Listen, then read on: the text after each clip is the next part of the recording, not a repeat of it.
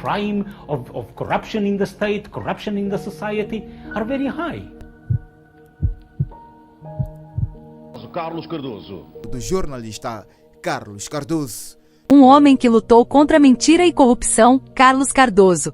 O grande jornalista moçambicano que foi assassinado quando investigava um caso provável de corrupção em um dos maiores bancos de Moçambique. Antes de começar o vídeo, te convido para se inscrever no canal e ative o sino das notificações.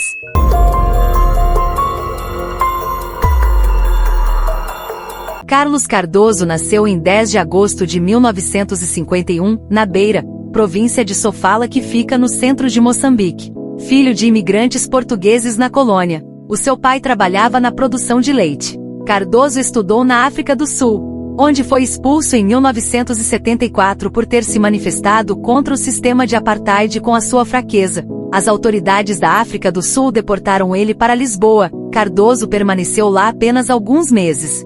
Regressou a Moçambique a tempo de testemunhar a Declaração Oficial da Independência em 1975, onde foi criado o Partido Frelimo.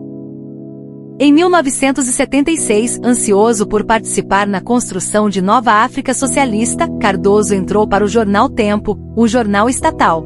Mas o seu jornalismo agressivo frequentemente incomodava a liderança da Frelimo. Cardoso era bem direito, ou melhor, ele não cobria nenhuma sujeira. Em 1980, foi nomeado editor da Agência de Informação de Moçambique. Isso significou um passo em frente no sentido de uma aproximação dura ao Partido Frelimo. Em poucas semanas, Cardoso se tornou amigo de funcionários superiores do partido, incluindo Samora Machel, que era o presidente da República na época.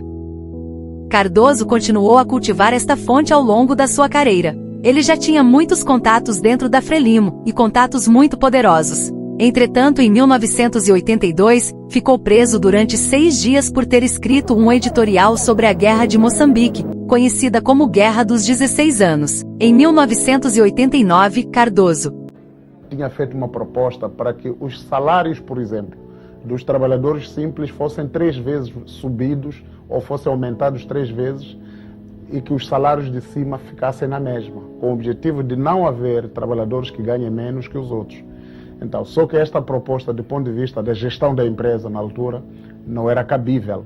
Carlos acabou saindo da EN com alguns membros, acabou sugerindo que a Mediacoop vendesse a Mediafax para ele. A proposta foi negada pela maioria dos membros da cooperativa. Mesmo assim, Cardoso não desistiu.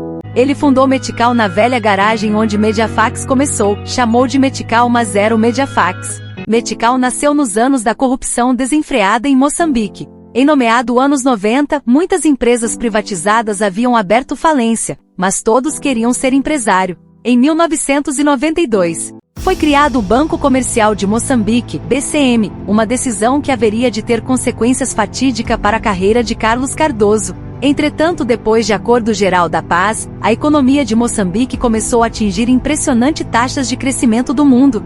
Apesar do impressionante crescimento, Carlos Cardoso manteve-se cético sobre se a revolução capitalista de Moçambique estaria de facto a ajudar o empobrecido do país.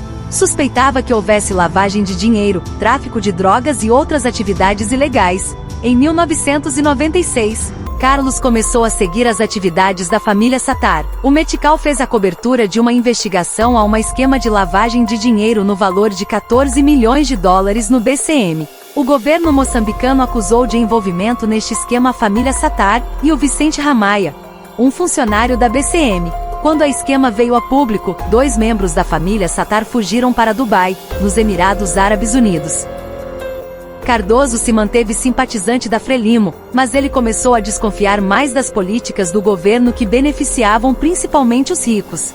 Como membros de um partido fundado para lutar pelos direitos dos pobres acumulavam enormes fortunas pessoais, Cardoso denunciou alguns negócios menos claros e não se retinha em desacar o governo nos seus editorias. Em março de 2000, Carlos utilizou documentos obtidos ilegalmente para ajudar a compreender o caso alegada corrupção do Banco Austral.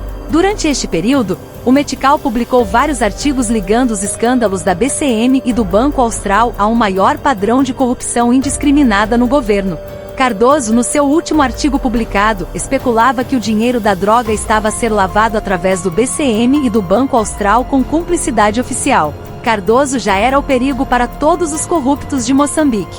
Numa reunião do conselho, Cardoso tomou a palavra e atacou verbalmente o que ele descreveu como facção de bandidos dentro da Frelimo. Ele continuou escrevendo artigos no Metical denunciando figuras de topo da Frelimo. Carlos já era jornalista que tinha os contatos, a habilidade e a tendência para confrontar a elite no poder com provas sobre a sua própria corrupção. No início de outubro de 2000, dois pistoleiros, Anibalzinho e Carlito, começaram a visitar os escritórios do Metical frequentemente. Numa das suas visitas, Anibalzinho perguntou a pessoas que trabalhavam no Metical para indicarem quem era Carlos Cardoso. Anibalzinho e Carlito normalmente pagavam os exemplares com notas altas. Isso causava problemas com o troco, e dava tempo aos dois examinarem o escritório, para planejar o crime. Visitaram pela última vez o Metical no dia 17 de novembro de 2000. Em 22 de novembro de 2000, Carlos Cardoso fechou a edição do dia e enviou por fax o Metical aos mais 400 assinantes, sobretudo diplomatas, funcionários do governo e pessoas ligadas aos negócios. Depois ele entrou no carro com o motorista, e dirigiram-se em grande velocidade à casa na esperança de chegar a tempo, porque queria assistir o jogo de futebol que passava na televisão. Eram às cerca das 18h30, as ruas de Maputo fervilhavam com o trânsito. A 3 quarteirões do Metical, 2 carros bloquearam o carro de Carlos Cardoso. De seguida 2 homens armados de espingardas AK-47, dispararam contra o carro de Carlos Cardoso, matando o mesmo instantaneamente e ferindo gravemente o motorista. Os envolvidos. Segundo a EN, um homem de negócios local, Ayoub Abdul Sattar, e o seu irmão, Momad Abdul Asif Sattar Mini, e o antigo gerente bancário, Vicente Ramaia, foram acusados de terem ordenado o assassinato de Carlos Cardoso. 3 homens foram acusados de o terem executado: Aníbal Antônio dos Santos Júnior, conhecido também como Anibalzinho; Manuel Fernandes, conhecido como Manuel Escurinho; e Carlito Rachid Cassamo. Um tempo depois, outros foram acusados também como mandantes: Cândida Cossa e Nimpini Chissano. Maldição de Cardoso?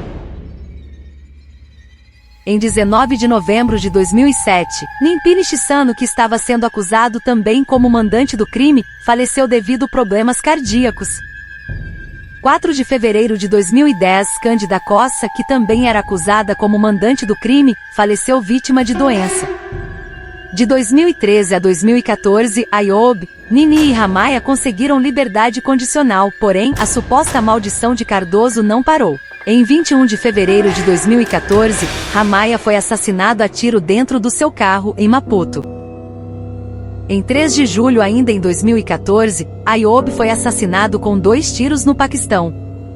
Nini Sattar alegou problema de saúde e pediu autorização para se deslocar à Índia, onde deveria receber o tratamento médico. O pedido foi aceite, mas Nini, em vez de ir à Índia, ele se deslocou a Londres. Ele começou a violar as regras da liberdade condicional, como não fazer negócios ilegais.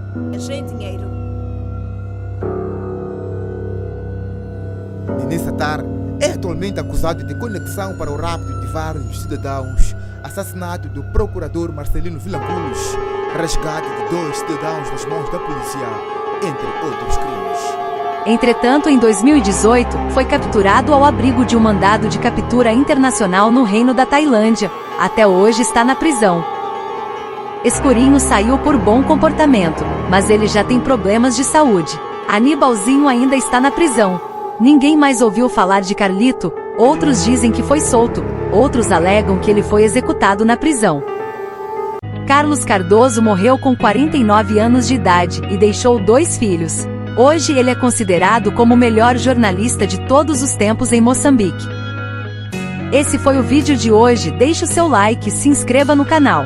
Até breve! Eu consegui tomar conta das crianças e há outras pessoas que também têm ajudado